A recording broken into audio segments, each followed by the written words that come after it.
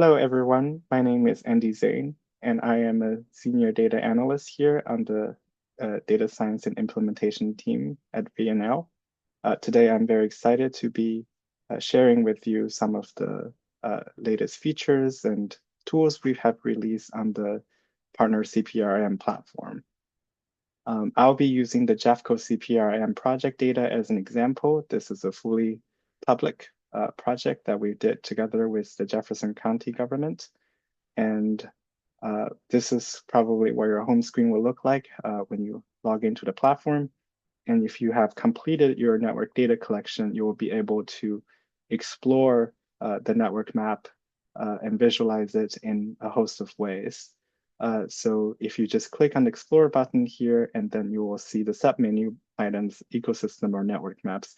So an ecosystem will be a view combining all of your network data together on one single screen while the network goes to a specific data collection. Now let me switch to the Jeffco CPRM 2023 network data collection we have here. And this will limit everything we show here that's displayed to that particular project. This is a fairly large network with 200 nodes and over 1,700 relationships reported. And I'll show some ways that you can break it down to smaller parts.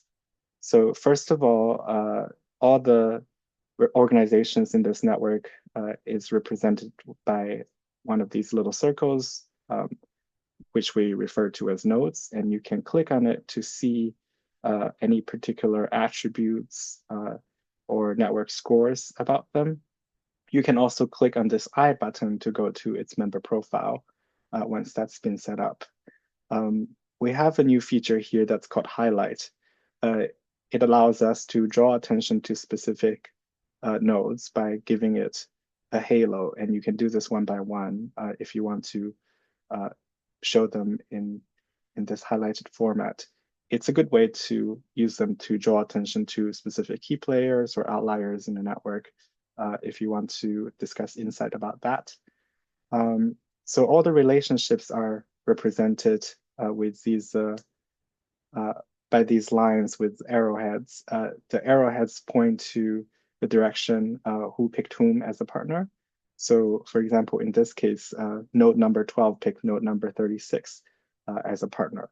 You can choose to hide the arrowheads if needed. In some network maps, it might be easier to read without the arrowheads in. And currently we have in this network given each organization a node label that's just a number, and you can show or hide these node labels by clicking on this button. In many networks, we might have a few nodes that are isolated in that they haven't any reported connections with the other nodes based on the data collection. So there are 12 of them here, and you can turn them on or hide them from the network map by clicking on this isolated node button. Here are some basic navigation. You can zoom in or zoom out. If you've moved the network map off the center, you can click on this one to center it. At any time, particularly if I've used any filter, for example, I'm going to apply the invitation filter and then hide the ones that are not invited. And then I can rerun the map. This way, it gives me a better layout with any of the remaining nodes and ties I have.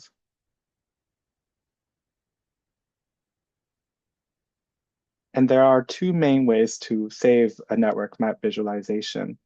You can download the image by clicking on this camera button, and you will have the options of saving this locally to your computer with one of these three file types of image, which will have a transparent background, and you can paste it onto any reports or presentations off the platform you're working on.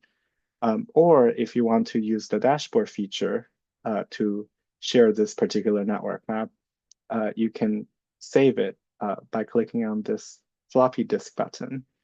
and then you can name it. This will be saved, and you can be used for dashboards. It will be under the visualization within the libraries once it's saved. All right. So I've already colored the nodes by the invitation, whether it's the particular organization is invited to a time 1 data collection, time 2 data collection, or they're not invited. And I've just showed you that you can use these legend to work as a quick filter menu here. A relatively recent development we've had is that we can now color the nodes with any particular color you want to choose from. For example, let me do a purple. And now I just color the not invited nodes as purple. And we also have introduced a palette feature that allows you to color the nodes with a specific preset color palette. And similar to coloring the nodes, we can also size the nodes by either a centrality measure, these are all centrality measures, or one of the value and trust scores if it's applicable to the network. So here I'm just gonna, I guess, apply the centrality measure. And then now the biggest nodes in the map will be the ones with the most partners. So for example, this one has a lot more partners than some of the others. So it is the biggest node currently shown. And let me turn it off just to have a better display. We also have introduced this new group by feature.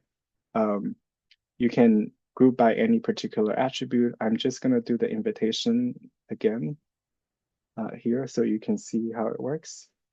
And I'm gonna rerun the map.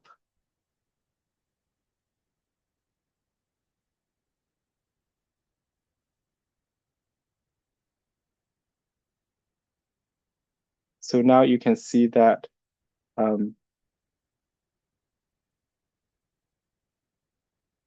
I can move all of these nodes together. So all the time 1 nodes are in this bucket, and all the not invited are in this bucket, and all the time 2 are in this bucket.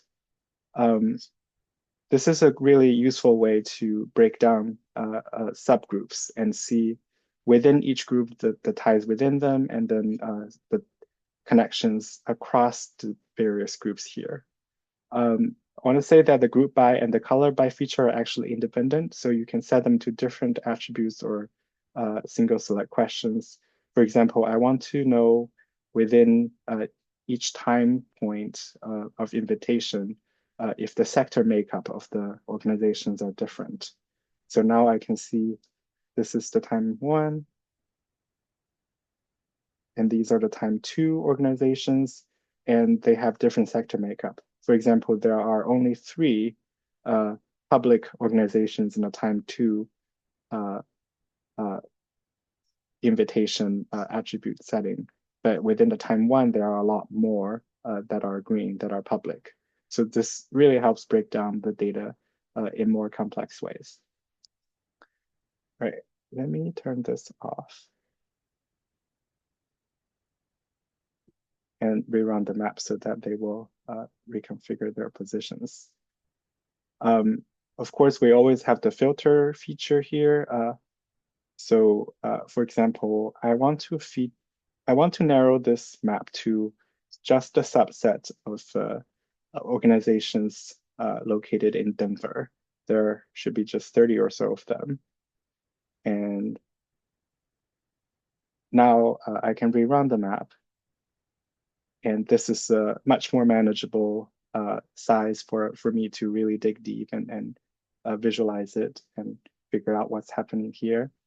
So now there are 26 nonprofit and 4 public organizations.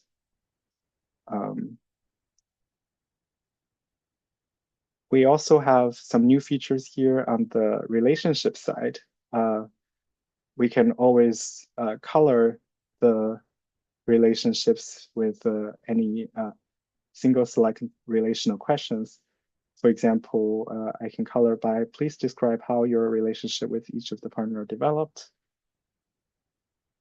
And then there are all these different colors through committee, task forces, training, through a formal network, or through a community foundation, through other community venues, or others, and don't know. So this really narrows down, and you can see each of the colors pretty clearly indicating the origin of relationships.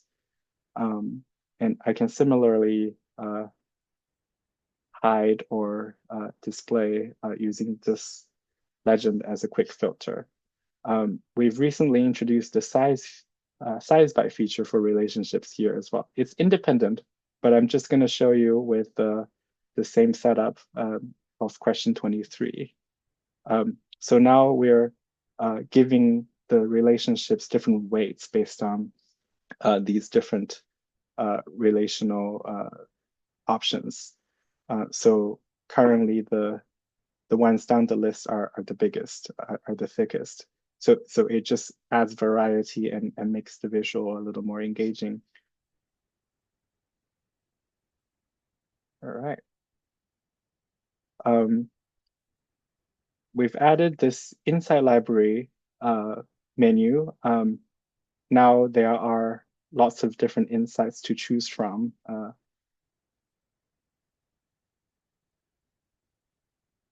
With what the science says, questions to ask, VNL advice, and citations. We've also introduced a key player analysis tool here. So this is a way to break down these 4 different kinds of key player analysis we often include in report. Now it's being automated. It shows who the top information exchangers, network brokers, who are the most often selected members, and who selected the most other members. You can display either the member name or the map label here by using this. It's a pretty useful way to take a quick look at the network and see who emerges as the most central organizations or key players. And lastly, we have some additional styling tools here. You can change the node size and node gravity. That helps spread them apart or push them together. The label colors can be changed, and so are the label size changeable. And you can change the default line color and line thickness if you haven't applied any of the line coloring by attribute or question. All right, here's the quick review of the network mapping feature. We're really excited to show this to you, as we hope it will be useful.